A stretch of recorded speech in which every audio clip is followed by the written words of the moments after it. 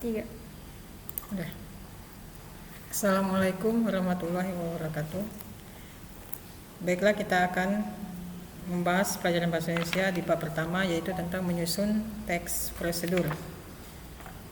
Di mana teks prosedur ini terdiri dari beberapa komponen. Ya.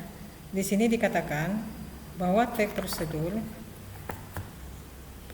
ini dapat dilakukan dalam berbagai bentuk kegiatan. Penjelasan dapat kita jelaskan dengan teman, baik secara lisan ataupun tertulis. Teks prosedur ini untuk membekali kita untuk beberapa kemampuan di dalam menyusun teks prosedur. Yang pertama itu mengonstruksi informasi. Kemudian yang kedua, merancang pernyataan umum dalam tahapan-tahapan. Yang ketiga, menganalisis struktur dan isi teks prosedur itu sendiri. Kemudian yang keempat, mengembangkan teks prosedur. Nah, di sini ada beberapa langkah untuk menyusun teks prosedur. Ya, yang pertama, mengonstruksi informasi dalam teks prosedur. Nah, di dalam mengonstruksi ini terdiri dari beberapa langkah. Yang pertama, menunjukkan pernyataan umum dalam suatu kegiatan. Yang kedua, menuliskan tahapan-tahapan sebagai prosedur melakukan suatu kegiatan. Menunjukkan pernyataan umum dalam suatu kegiatan itu misalnya kita membuat suatu pernyataan dari pernyataan umum dalam suatu kegiatan. Misalnya, kita mengadakan atau kita merencanakan suatu kegiatan untuk menyalakan komputer. Nah, sebelum kita menyalakan komputer tentu ada langkah-langkah. Langkah pertama yang harus kita lakukan adalah kita harus memeriksa, ya. Yang pertama, kita harus membuka tutup layar CPU komputernya, kemudian keyboardnya dan printer. Kemudian yang kedua, pastikan saklar atau listrik menyala atau terhubung dengan komputer tersebut. Kemudian yang ketiga, tekan tombol power pada CPU. Keempat, komputer akan booting, tunggu proses sampai selesai. Dan terakhir, selesai proses booting, komputer siap digunakan. Nah, itu adalah salah satu langkah untuk menunjukkan pernyataan umum dalam suatu kegiatan. Itu pernyataan secara umum. Kemudian menuliskan tahapan-tahapan sebagai prosedur melakukan suatu kegiatan. Berarti tahapan-tahapan atau langkah-langkah untuk kita melakukan suatu kegiatan. Nah, seperti yang saya katakan tadi, di dalam kegiatan kita menyalakan komputer tentu ada langkah-langkah. Yang pertama, tutup semua program aplikasi yang sudah aktif. Ya, kemudian klik tombol start dengan mouse atau desktop. Kemudian yang ketiga, klik menu turn off komputer. Kemudian keempat, pada kotak dialog, kemudian diamkan beberapa saat hingga komputer padam. Nah, itu adalah langkah-langkah atau tahapan-tahapan kita melaksanakan suatu kegiatan. Jadi itu tadi saya contohkan terhadap suatu komputer, cara menyalakan, cara mematikan. Nah, itu contoh-contoh mengonstruksi informasi dalam teks prosedur. Tetapi mengonstruksi teks prosedur tidak hanya bisa kita lakukan dengan komputer, bisa kita lakukan dengan alat-alat yang lain seperti mesin cuci, handphone, laptop, itu semua kita lakukan. Bisa juga teks prosedur itu kita lakukan atau kita praktekkan langkah-langkah atau tahapan cara membuat suatu masakan. Misalnya tahapan-tahapan membuat kue, tahapan-tahapan menjahit baju, itu salah satu contoh yang termasuk dalam teks prosedur. Kemudian yang kedua, merancang pernyataan umum dalam tahapan-tahapan. Nah, di dalam merancang pernyataan umum ini, itu meliputi satu, mengungkapkan pernyataan umum dan tahapan-tahapan secara lisan. Jadi mengungkapkan pernyataan secara umum ini bisa kita lakukan secara lisan atau tertulis. Pernyataan umum itu kembali lagi tadi ke penjelasan saya nomor 1, menjelaskan secara keseluruhan, itu pernyataan secara umum. Kemudian langkah kedua, menuliskan pernyataan umum dan tahapan-tahapan.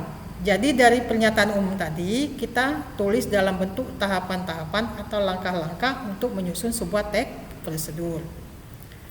Kemudian langkah ketiga, menganalisis struktur dan kebahasaan teks prosedur. Nah, di dalam kita menganalisis tentu ada langkah-langkahnya. Yang pertama, mengungkapkan kembali struktur teks prosedur.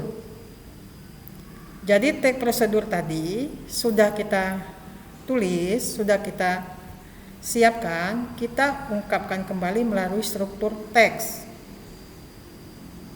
Nah, di bagian ini ada contoh struktur seperti yang sedang ada di layar. Ini adalah contoh struktur. Ini contoh struktur teks prosedur. Kemudian yang kedua, mengungkap kembali aspek kebahasan teks prosedur. Jadi kita harus mengungkap kembali, menganalisis lagi teks kebahasaan yang ada di dalam teks prosedur itu. Kemudian langkah keempat, mengembangkan teks prosedur. Nah, di dalam mengembangkan teks prosedur tentu ada langkah-langkah. Yang pertama, menyusun rancangan garis besar suatu prosedur. Menyusun rancangan garis besar suatu prosedur itu adalah secara garis besar teks prosedur itu tentang apa? Tentang apa dan bagaimana penjelasan di dalam penjelasan itu. Misalnya penjelasan secara umum. Kemudian mengembangkan teks prosedur dengan memperhatikan struktur dan unsur kebahasaan. Mengembangkan teks prosedur tentu harus kita memperhatikan yang pertama itu dari struktur. Dari struktur itulah kita kembangkan teks prosedur, bagaimana langkah-langkah, tahapan-tahapan yang digunakan sebagai untuk mengembangkan sebuah teks menjadi sebuah naskah yang jadi, yang sudah siap. Tentu saja itu kita harus memperhatikan unsur kebahasaan yang digunakan. Nah, di dalam menyusun teks prosedur, kita boleh menggunakan istilah asing atau bahasa asing. Seperti saya contohkan tadi di komputer, tentu itu ada istilah bahasa asingnya atau bahasa Inggrisnya. Itu boleh kita gunakan di dalam menyusun teks prosedur. Akan tetapi, istilah asing yang digunakan itu dapat dipahami dan dimengerti oleh pembaca. Nah, di sini ada contoh ya, soal. Yang pertama, kalimat dalam teks prosedur tidak membingungkan dan mudah diikuti, berarti kalimat tersebut harus logis. Jadi kalimat di dalam teks prosedur itu tidak boleh berbelit-belit, harus pada pokoknya, harus masuk akal kepada si pembaca. Itu yang pertama. Kemudian yang kedua, berikut yang bukan merupakan contoh dari konjungsi temporal adalah mengapa, yang berikutnya, kemudian ketika, setelah itu. Konjungsi itu adalah kata ganti. Nah, di sini kata ganti ini sering sekali atau banyak digunakan di dalam teks prosedur. Ya. Kemudian yang ketiga, jangan serahkan kendaraan atau STNK begitu saja, merupakan kalimat interrogatif, imperatif, deklaratif, primitif, mentah. Nah, di sini di bagian A ini ada kata interrogatif. Interrogatif ini berasal dari kata interogasi. Imperatif, deklaratif, deklarasi. Imperatif itu aktif, primitif. Ya, kemudian mentah. Ya. Kata jangan itu masuk ke dalam kalimat interrogatif. Nah, itu adalah ada beberapa contoh yang termasuk ke dalam teks prosedur. Beberapa contoh dari kalimat teks prosedur. Nah, di sini kalian bisa mencari contoh yang lain. Misalnya kiat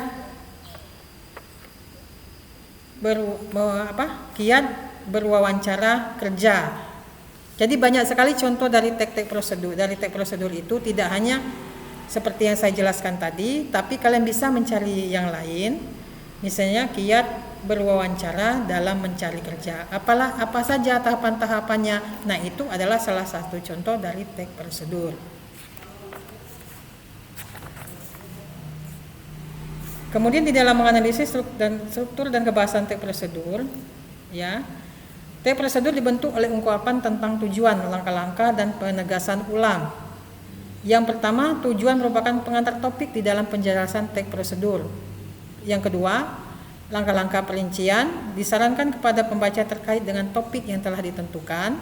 Penegasan ulang berupa harapan atau manfaat dari petunjuk yang telah dijalankan dengan baik. Nah, itu adalah cara menganalisis. Ada 3, saya ulangkan lagi. Tujuan merupakan tantangan pengantar topik dalam teks prosedur. Yang kedua, langkah adalah perincian petunjuk dalam teks prosedur. Yang ketiga, penegasan ulang adalah manfaat dari petunjuk teks prosedur. Demikianlah penjelasan dari saya pada bab ini. Terima kasih. Wabillahi taufiq hidayah. Wassalamualaikum warahmatullahi wabarakatuh. Berapa menit?